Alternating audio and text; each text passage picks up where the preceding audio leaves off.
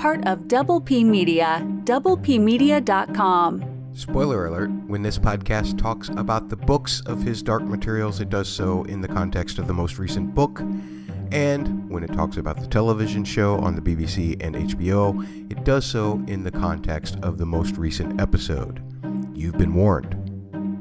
You're listening to The Dust, a His Dark Materials podcast.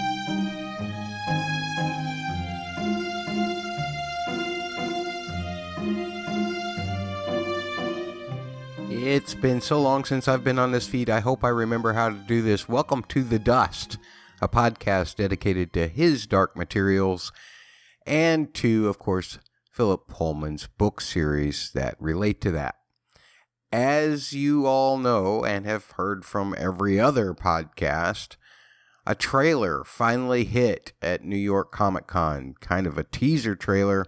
It also hit HBO Max, and it's a wonderful trailer full of lots of little insights. If you have read The Amber Spyglass, which is the conclusion to the series, this will also be the final season of the television show. Although, as I understand it, as we all know, Philip Pullman has a second series around Lyra called The Book of Dust, and there is a possibility that we might get a TV adaptation of that series as well. Not sure how they would handle the first book, which is Lyra as a baby. Not sure if Daphne Keane would return to resume the role of Lyra as she's older in the second book. It's all possibilities. Although I'm not really going to put a whole lot of faith into this simply because of the takeover of Discovery and Warner Brothers, that merger, whatever happened. When you see Chip and Joanna Gaines as the lead teaser on the HBO Max banner at the top, you get a little worried that you're going to see series that haven't got as much recognition as like a House of the Dragon or other shows like that, if those kind of things get greenlit. Now, that doesn't mean that BBC might not do it. BBC may very well do these kinds of things.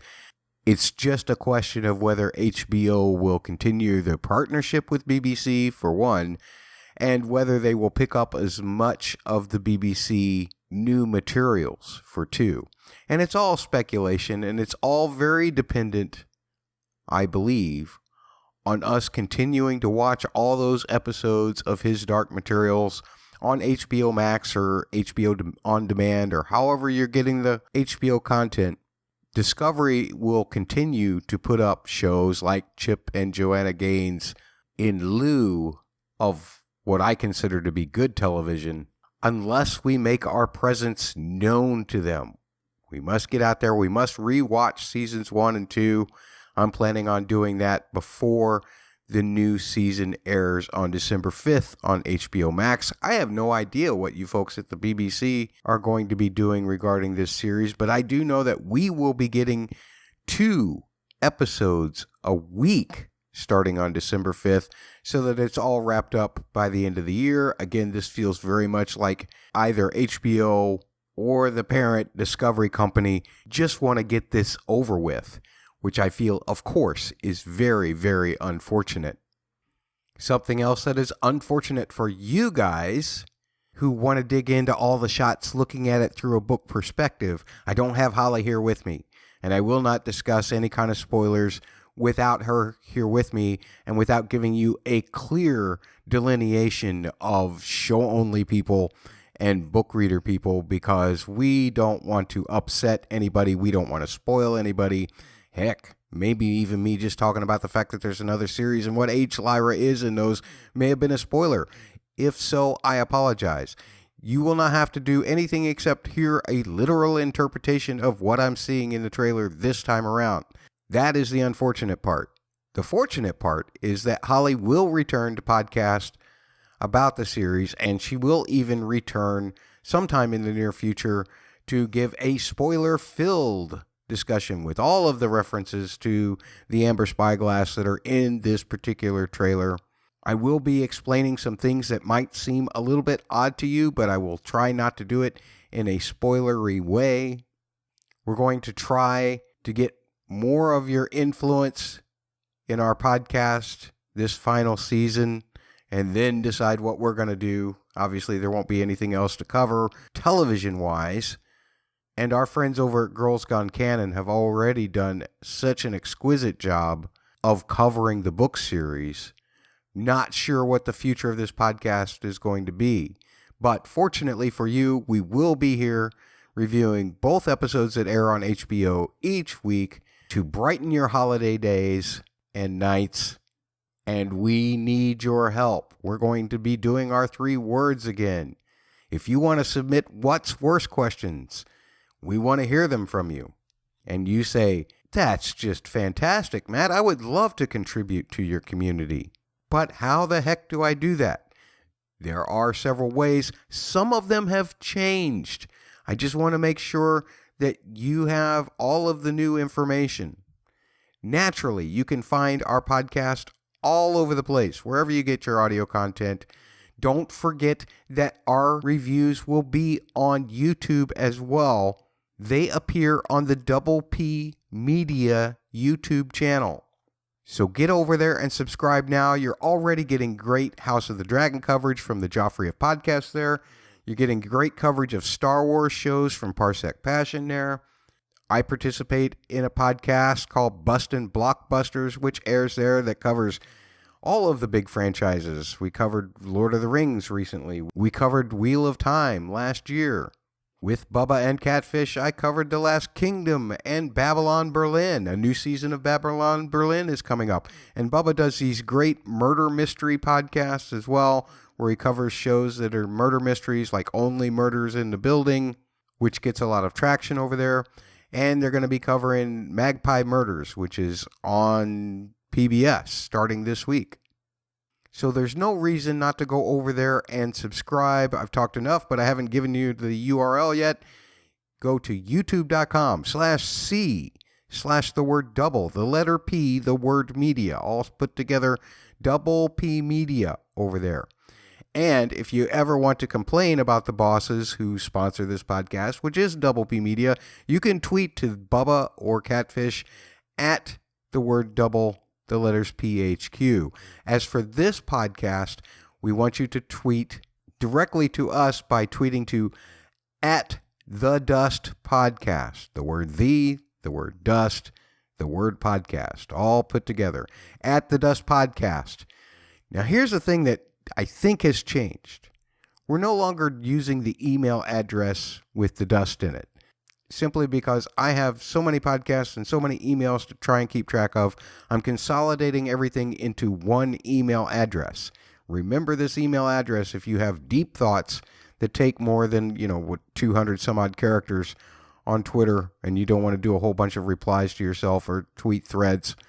You will want to send emails to mattsaudioblog@gmail.com. That's MATTS audioblog@gmail.com. MATTS, the word audio, the word blog, all strung together because I don't put any hyphens or anything in any of these, at gmail.com. That's the email to contact us through from this point forward. And again, it's been so long since I've been on this feed, I can't even remember if I had already changed that or if it's always been that. But I just want to make sure that you are sending your emails to the proper place so that we can share your feedback, that we can share your thoughts and such. Once again, remember that we are all over the place. And what we need you to do is to rate our podcast, to share our podcast, because sharing our podcast is sharing the love, and to leave written reviews covering things that you either do love about this podcast or don't love about this podcast. For this final season, we want to have as big a community as is possible. And the only way we can do that is if more people notice our podcast and start listening and hear all of this contact information that I just gave you. So please share the podcast and leave written reviews wherever you can, especially Apple Podcasts. I know that that's a hard thing to do sometimes with your phone, but you can still do it pretty easily with iTunes as long as you know your Apple ID. I think everybody knows their Apple ID now. Everybody has an iPhone, so you should be able to use your Apple ID to sign in to iTunes and leave us a written review. And be honest, because we want to hear what we can improve on, even in this final season. And as I usually do, I've rambled and rambled and rambled and haven't gotten to the point. The point is, we do have a new trailer to talk about. So once again, in a spoilery-free manner, we will discuss it this time around.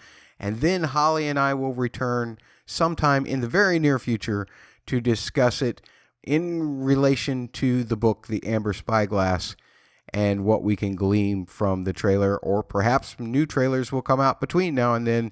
Hopefully not. I'm having a hard time keeping up with everything as it is, but we will talk about the trailer now. If you don't want to know anything about any of that stuff, thanks for listening to this point. We're getting into discussing it in 3, 2, 1. Why are you still here if you don't want to know? Okay, here we go.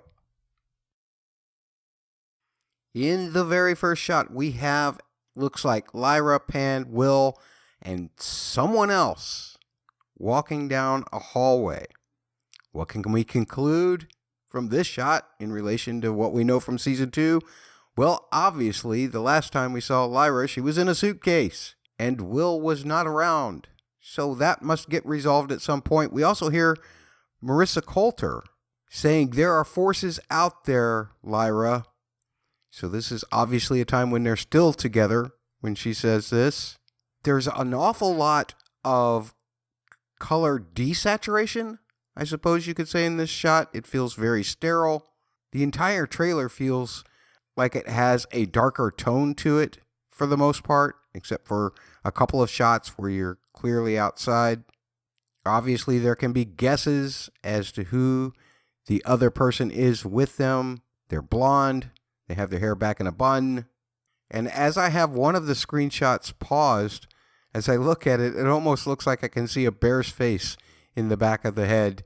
It's just the way that the shadows and the bun is doing it, or creating that illusion.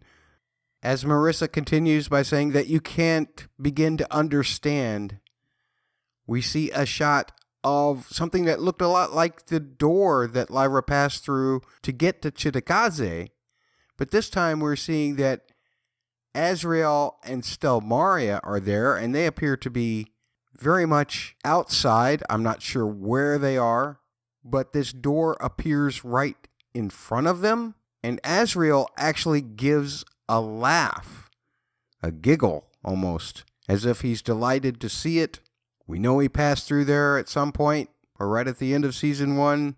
Are we doing a flashback here to see him come through? The fact that the door appears right away, to me, indicates that more doors are being created, or that he's created a new door. He seems very pleased with what he's done. It seemed to have shocked Stelmaria a little bit when it first appeared. This is followed by a shot of Lyra and Will standing kind of in profile. Gosh, Daphne Keane looks a lot older. Amir Wilson looks pretty much the same. It appears to me that, at least in this shot, she's wearing the same outfit that she's wearing the shot in the hall. I'm not sure how many outfit changes Lyra will have. And then we have a shot of Marissa and her monkey, everybody's favorite monkey, Demon, that we all know Mrs. Coulter abuses sometimes because it's kind of like self-abuse. And then we get to a shot of her saying to Lyra, so this is a point where they are together. Also, Lyra is dressed in something different. She's dressed in something purple, whereas before it was more of a maroon. Her hair looks different, so there's obviously some time that's happening here that might be closer to the end of season 2, as opposed to the first shot that we saw of her, where her hair's different. She looks more poised. But in this shot, Marissa tells her directly, "I know you won't believe me," and continues with, "But I am doing this for you."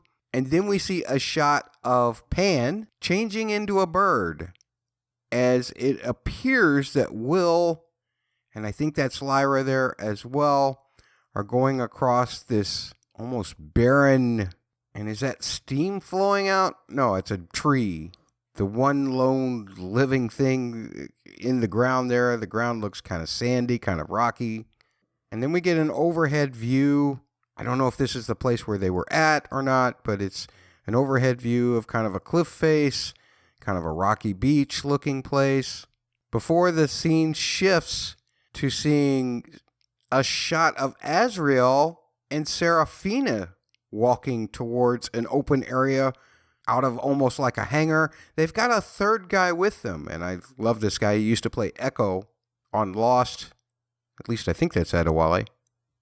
And then I think it's Azriel's voice saying, "I am gathering the greatest from every world." During the course of that, the area that they're walking out to seemingly has a bunch of floating beings. These look like witches to me. I don't think they're angels. I think angels are supposed to be a little more luminous. So it would appear that Seraphina has gathered an army. And again, I think it's Azriel saying, I am gathering the greatest. And we get this great reveal shot of Ruta Skadi. She does not look very happy. Or at very least, she looks determined. Love that Ruta Skadi, the witch, is back.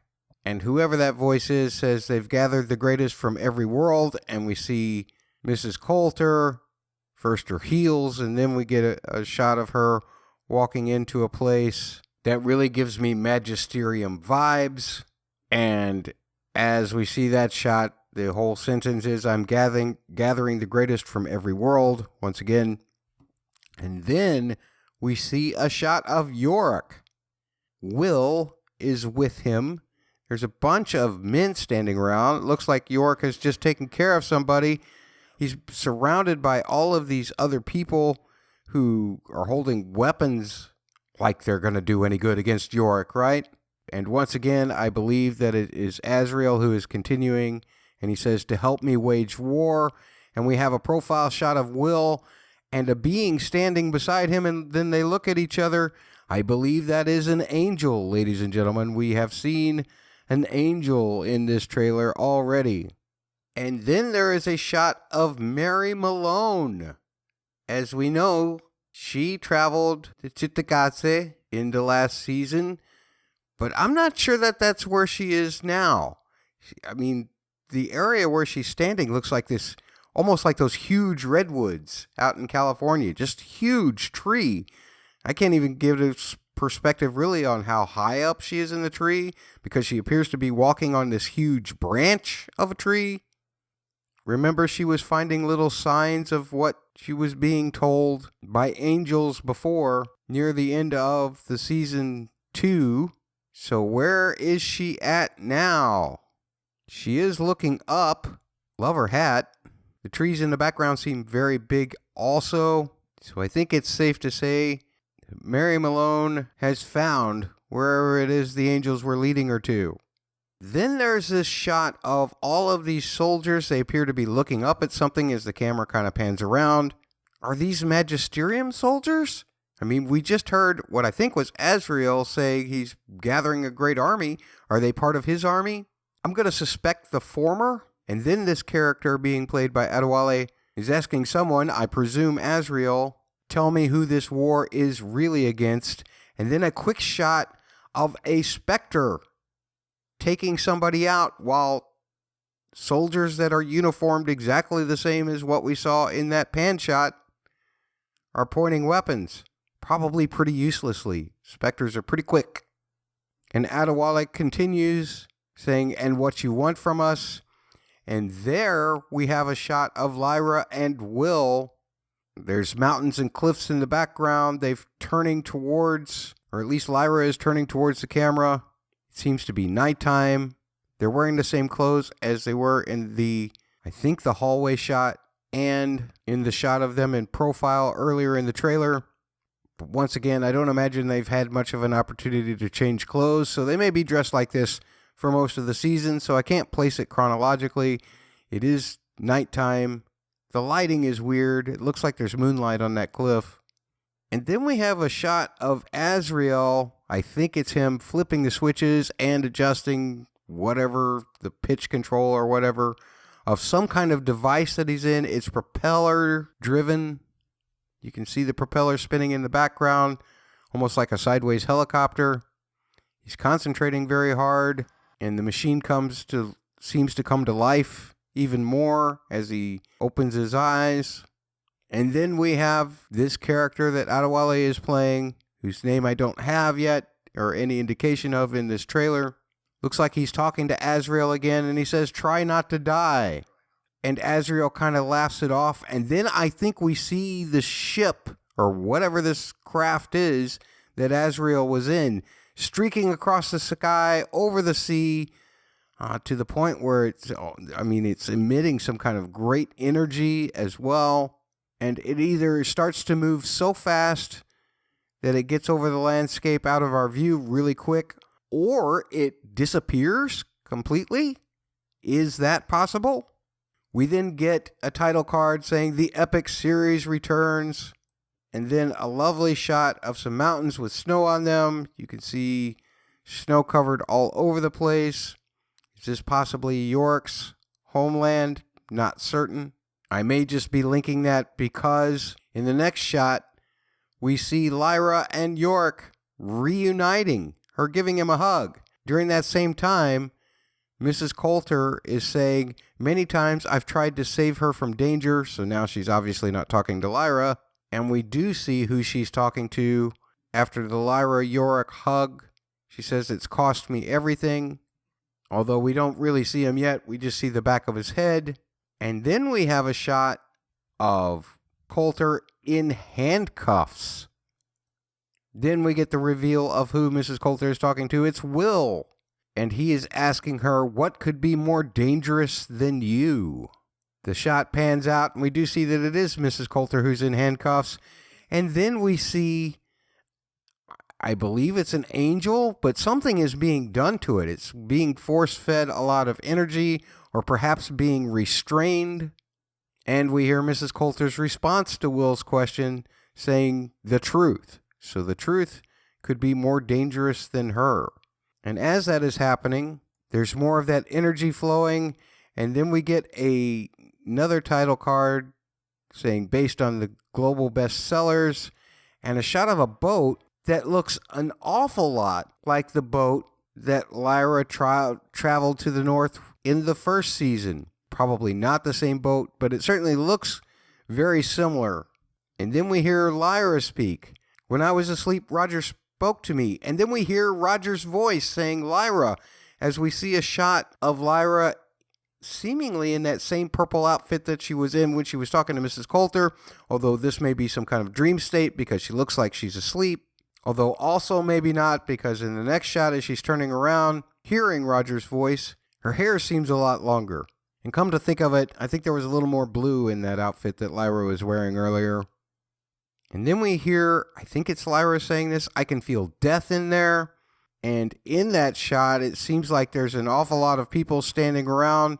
And I think that's Lyra and Will standing at this great rock formation. So let's talk about this. We actually heard Roger's voice at the very beginning of Season 2 with Lyra. Now, we know that he died in Season 1. We also saw him in the post-credits scene at the end of Season 2. This being, of course, in the state that Lyra was being kept asleep by Mrs. Coulter somehow and in a suitcase. So where is it that Lyra and Will are at here? It looks very weird, kind of creepy. The people are moving very weirdly, although there are some torches there, it seems like. And we hear Lyra finish, "I can feel death in there." She's outside, and she's probably talking to Will. Again, all of this looks very devoid of light. There is color in it, but it just seems devoid of light. And then there is this great creature that flies down, seemingly in the same place that we saw before by the great rock. It flies down and lands, and people are scattering or are scared. And then we see it face to face with Lyra, and it snarls at her. So what does this all mean? What is this creature? Is it perhaps some kind of guardian of the place She says she can feel death in there too. And putting it all together with the Roger and everything, is she trying to get to Roger? Is that what she's doing? And this creature is guarding the place? Perhaps that is the case. We get another title card saying The Extraordinary Final Chapter. And we get a shot of a city. Obviously, this is Lyra's world because we can see a Zeppelin. I get kind of a Switzerland kind of vibe from this city as well. And then we hear Ruta Scotty saying the authority, they have a power, and we get a shot of her, and then it turns to a shot of Father MacPhail. So he's back this season, putting on this very lovely purple robe. It looks like he's got, the usual magisterium richness all about him. He seems to have a lot more purpose. It's at that point that Ruta Scotty says that they have a weapon far greater than their comprehension. And we have a shot of another gentleman here. Pretty good looking gentleman. But is she referring to him as the great weapon? Or is that what the trailer is trying to tell us? I will give this away, just one spoilery little thing, because lots of people have already identified it on the interwebs. But that is Father Gomez. So you can suspect who he is aligned with. The Magisterium. Then there's the shot of this craft, which I'm not certain if it's the same craft that we saw Azrael traveling in or not, but it certainly has power to maneuver around in the air, quite different than we're used to seeing things fly. It's got 4 arms, it looks like it's got weapons on it, and Azrael and some of the other people that we've seen him with in this trailer are pointing guns at it. Can't exactly tell who's in there. It may be someone that we know. It may not be. Then we get a quick shot of Mary Malone again. She looks like she's looking at something and she's holding this object up to see whatever she's looking at. She kind of looks through this somewhat of a lens. If you remember, the title of the book is entitled The Amber Spyglass. That looks kind of like amber to me. I think it's pretty easy to put the two of those together. We also hear Will saying, "What if I can't come back?" And that may be him walking across this great, again, kind of barren-looking landscape. Very quick shot. And then there's a shot that just totally breaks my heart. Lyra grabbing Will and them putting their heads together, and she's crying. What does it mean? If you're a book reader, you already know. If you're not, I'm not going to tell you. It's not spoilery to say that something bad is happening merely by the expression or the crying or whatever. Then we see the knife being used, presumably by Will, but it breaks. I thought that knife that could cut through worlds wouldn't be breakable, but evidently it's trying to cut into something that can break it. And then a shot of, what is this? Is this an angel? Is this some kind of seer? What's going on here? Their eyes are very weird. Then a shot of Lyra crying and saying, "I will find you," to Will. So obviously this is the thing they were upset about in the hug before, or maybe not. Then a shot of, I think that's Pan, standing on a shelf. Then a shot of Azrael kicking a door down, and he's got these tiny little beings flying with him. The only thing that I will say to you, because it doesn't say anything about who they are or what they do, but you can tell they are allied with Azrael. They're called Galavespians. Looks like there's 3 of them with him in total, which I think for book readers is probably encouraging news. We hear they are but one arm of the beast. And as we hear that, Mrs. Coulter is looking around, looks like she's searching or trying to get away, because she starts to run at the end of the shot. Then we see York jumping across this open area to get to another human and not just tackle him, but knock him clear across the area. And I guess to conclude that one arm of the beast, they say, we cut off the head. There's a shot of somebody throwing a huge power switch. And it looks like there's some coils there. And then there is this group of people who get blinded by this huge light.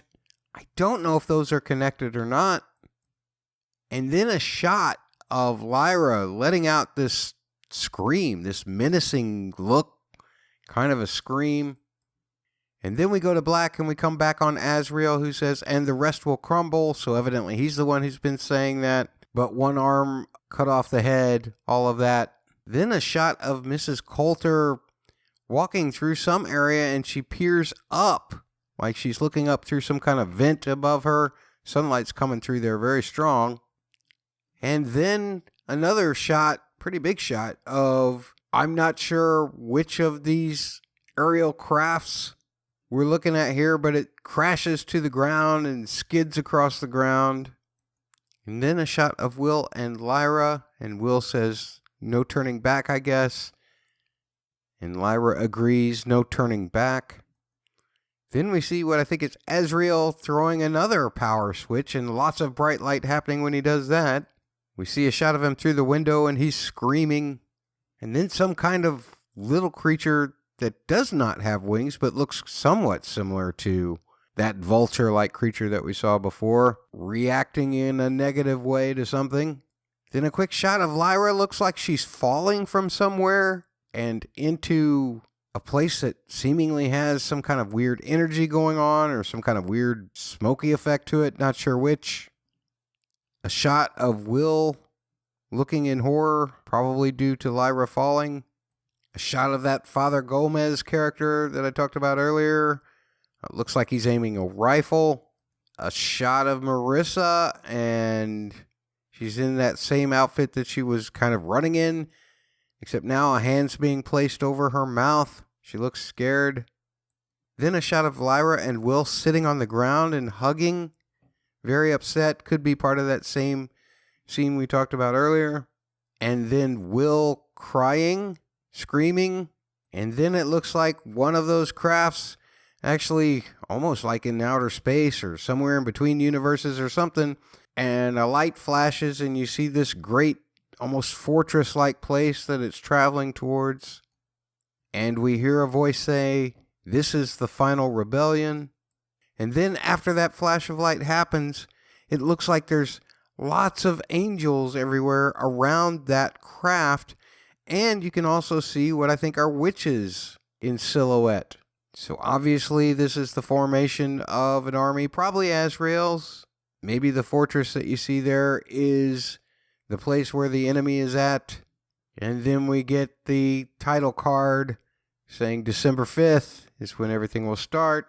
But hopefully you don't turn off at that point, because you'll miss the best part, the weirdest part, the wildest part. Although I guess if you consider that Roger's able to reach out to Lyra from the dead, then this doesn't seem that strange either. But Lee Scoresby is wandering around in a crowd, and they make it look like Lyra holds a lantern up, and then he shields his eyes from the light and says, well, I'll be damned. Lee Scoresby is back. Like I said, if you can have Roger there, you can have Lee. So where has Lyra traveled to where she can see Lee? A land of the dead, I suspect? Or is this part of a dream of hers, like it seemed like her hearing Roger's voice was? You can make that decision on your own, but given all the weird creatures that we've seen in this particular trailer, I'm suspecting the former. And that is the completion of the trailer. And there were lots of things in these shots that I said, oh, that's there in the book. Or, oh, that's the fill in the blank.